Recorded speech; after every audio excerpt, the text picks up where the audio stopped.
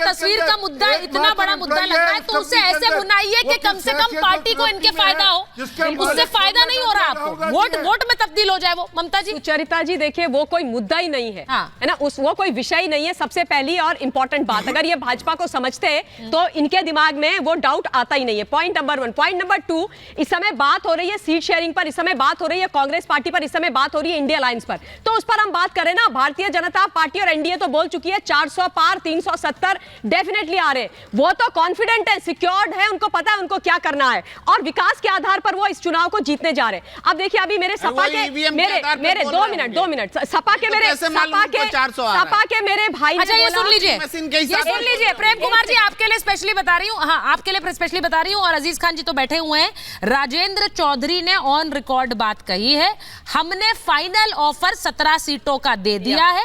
अखिलेश यादव न्याय यात्रा में रायबरेली में तभी हिस्सा बनेंगे अगर वो ऑफर स्वीकार होता है। अब सुन लीजिए आप, रायबरेली आप कह रहे थे, राजेंद्र चौधरी ने ऑन रिकॉर्ड बोल दिया है। वो कह रहे हैं यादव जी को कोट कर रहे हैं आप, राजेंद्र चौधरी जी को कोट। अरे भाई तो कौन बड़े नेता हैं? अरे तो एक बात बता दीजिए, राजेंद्र चौधरी पार्टी लाइन ही तो लेंगे। वो क्या आज के समय में अखिलेश यादव से इतर बात करेंगे? अखिलेश यादव आकर बोल रहे थे उनसे भी बड़ी। अरे ना अजीज खान कह रहे हैं, ना राजेंद्र चौधरी कह रहे, कोई तो कह नहीं रहा है, पर प्रेम कुमार जी कह रहे तो हम मान लेंगे कि रायबरेली जा रहे हो। सब पब्लिक डोमेन में है। ब्रिजमोहन जी परसों कही है ये बात। अरे परसों ये राजनीति है, या पल पल में चीजें बदलती है। परसों रायबरेली अभी दौरा नहीं पहुंचा है।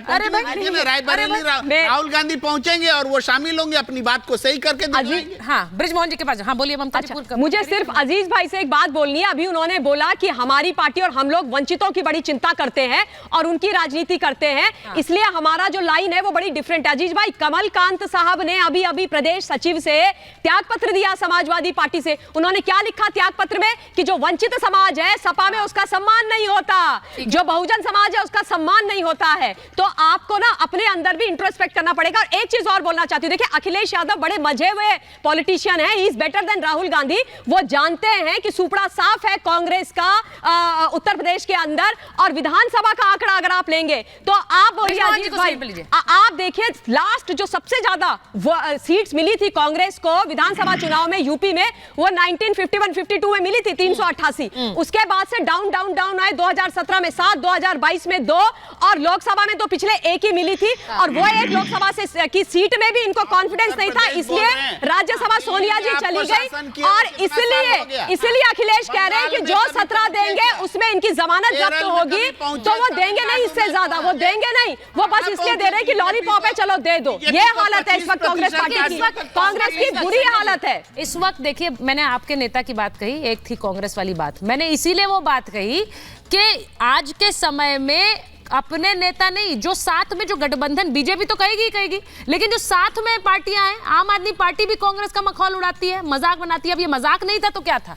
वो तो सच होता दिख रहा है। सुचात्रा जी, सच्चाई है ना। हाँ। आज दोनों पार्टियों के लिए मैं एक बात कहना चाहता हूँ, हाँ। और सुनिएगा जरा, मैं इन लोगों को भी बोलूंगा कि शांति से जरा सुन ले। अच्छा, 2 लाइन है क्या? हाँ 2 लाइन। अच्छा, शेर सुना। जब झूठे शोर मचाते हैं तो सच्चे चुप हो जाते हैं, जब सच्चे चुप हो जाते हैं तो झूठे खुश हो जाते हैं। अच्छा, झूठों को ऐसा लगता कि सच को आज हराया है, वो क्या जाने की एक शेर मेरे को भी आया। भाई वो शेर वर्सेस शेर हो रहा है। सुन लीजिए, बोलिए। नहीं मैं क्लियर कर दूं क्यों कहा ये मैं। एक सुन लो, जवाब एक सुन लो, नेले पे दहला होना चाहिए ना। भ्रष्टाचार आपको पता ही आजकल कौन कर रहा है, भ्रष्टाचार का पर्यायवाची कौन बना है आपको पता है, देश को पता है। तो मैं ये बोलना चाहती हूँ कि इस विपक्ष के अंदर भ्रष्टाचारियों की कोई कमी नहीं है, विपक्ष के अंदर भ्रष्टाचारियों की कोई कमी नहीं है साहब। एक ढूंढो तो 1000 मिलते हैं, और नगद ढूंढो ना सुचरिता जी तो उधार मिलते हैं। ठोको ताली। प्रेम कुमार जी आप अकेले रह गए, आपके पास भी शेर है, स्टूडियो में आप ही बचे अकेले। चलिए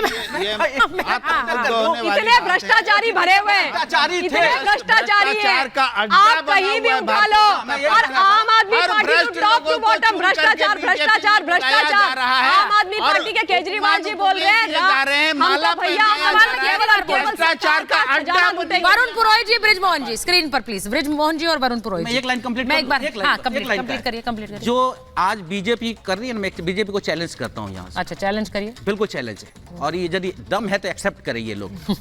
जितने करप्ट लोग हैं, जिसे ये तोड़ पाए इन्होंने तोड़ दिया, ठीक है। लेकिन जहां ये बैठे हैं केंद्र में ना, वहीं की एक विधायक भी नहीं तोड़ पाए, क्योंकि वो कट्टर ईमानदार है। ये बेईमान की साबित करने का प्रयास कर रहे हैं और इसमें ये विफल होंगे। लोग तोड़ कर दिखा दे, जिस दिन ये तोड़ देंगे मैं मान जाऊंगा कि वो बेईमान थे। जो बेईमान है वो टूट रहे हैं, वो टूट करके जा रहे हैं बीजेपी। ठीक है, अब मैं बृजमोहन जी और वरुण पुरोहित जी के पास जा रही हूँ। वरुण पुरोहित जी, इतनी बातें आपने सुन ली हैं कांग्रेस पार्टी के लिए। उत्तर मेरे को देना सुचारू। हाँ, मैं आ रही हूँ। आरपी सिंह जी आ रही हूँ, एक बार वो दोनों बहुत देर से इंतजार करें। वरुण पुरोहित जी, इतनी बातें सुन ली, मैंने तो कई बार आपको सुना है, आप खुद बैठकर कांग्रेस पार्टी के नेताओं को सीख देते हैं, कहते हैं कि कुछ सीख लें, कुछ सुन ले बाकी नेताओं की। वो नहीं हो रहा है। अब मुझे ये लग रहा है कि न्याय यात्रा निकाल रहे हैं राहुल, कहीं अंत में ऐसा ना हो कि वो ही न्याय मांग रहे हो कि मैं अकेला रह गया, बाकी सब तो चल दिए। नहीं, ऐसा नहीं है। देखिए, न्याय यात्रा निकाली, टाइमिंग पे सवाल है। उनकी भारत जोड़ो यात्रा बड़ी शानदार रही थी, उसके बाद कांग्रेस के लिए बड़ा अच्छा रहा। तेलंगाना जीते, कर्नाटक जीते, हिमाचल में भी हम जीत रहे हैं। देखिए, जो प्रश्न चल रहा है वो टाइमिंग का, राजनीतिक सूझबूझ का चल रहा है। और मैं आपको फिर कह रहा हूं, कितने ये जो आप जो नाम ले रहे हो ना, इनके जाने से कोई कार्यकर्ताओं को, पार्टी को फर्क नहीं पड़ता। पार्टी को फर्क पड़ रहा है सेंट्रल सिस्टम को दुरुस्त करने की आवश्यकता। पार्टी को सिर्फ राहुल गांधी से फर्क पड़ रहा है, आप ये कह रहे हैं। जो पाखंडवाद की सरकार है, जनता इससे परेशान। सिर्फ राहुल गांधी है। आप मायने निकाल सकते हो, आप तो सीनियर पत्रकार हो। मैं आप देखिए, मैं आपको एक इंस्टेंस बताता हूं। जब राजीव गांधी थे ना प्रधानमंत्री, हाँ। राजीव गांधी जी प्रधानमंत्री थे जी। तो किस नेता ने कहा था कि भाई उनके बोलने के ऊपर कोई टिप्पणी की थी, वो निकाल लीजिएगा? कौन थे वो? बाबूजी थे हमारे।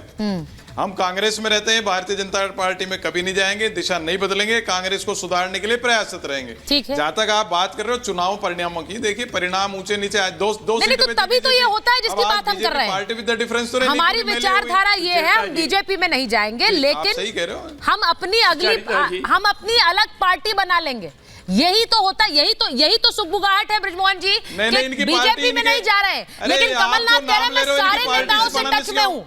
वो कई सीनियर नेताओं के संपर्क में है। अरे भाई, और सवाल इसलिए भी सुन लीजिए, आप कह रहे हैं कि सिर्फ इन नेताओं से मायने नहीं रखता, लेकिन बृजमोहन जी ये सवाल पूछा जाएगा कि भाई जिनसे पार्टी नहीं संभल रही है, वो कैसे देश संभालेंगे? सुचरिता जी, मैं आपको बताऊं कि ये कांग्रेस के जो नेता छोड़ने का सोच रहे हैं, ये सारे वो लोग हैं जिन्होंने पूरी तौर से कांग्रेसमय होके पूरी मेहनत से इस देश को बनाने का काम किया। ये विकास को करने वाले लोग हैं। आदरणीय कमलनाथ जी के बारे में हमेशा चर्चा होती है कि वो डेवलपमेंट को सबसे ज्यादा ध्यान देते हैं। तो सारे नेता इसी प्रकार के, इनके जाने के पीछे कारण क्या है? मैं इसमें एक छोटा सा उदाहरण दे रहा हूं। कांग्रेस के एक बहुत बड़े नेता से मैंने टेलीफोन लगा के पूछा अभी 2 दिन पहले कि मुझे आदरणीय राहुल गांधी जी का टेलीफोन नंबर दे सकते हैं क्या आप सोचिए 1 घंटे के अंदर भी वो उनसे जुड़े हुए हैं और उनका नंबर मुझे उपलब्ध नहीं करा पाए। वो पूर्व केंद्रीय मंत्री हैं और कम से कम 3 बार वो सांसद रह चुके हैं। तो ये जो संवादहीनता है आपने ऐसे ही, ये आपने उन्हें आईना दिखाने के लिए पूछा था या वाकई आपको राहुल जी से काम था? ये आप उन्हें आईना दिखा रहे थे? जाना चाह रहे हूं बृजमोहन। नहीं, आईना दिखाने के लिए पूछा था, क्योंकि वो किसी एक चैनल पे की बात बोल रहे थे, तो मैंने सोचा थोड़ा समझ भी लूं कि हकीकत क्या है।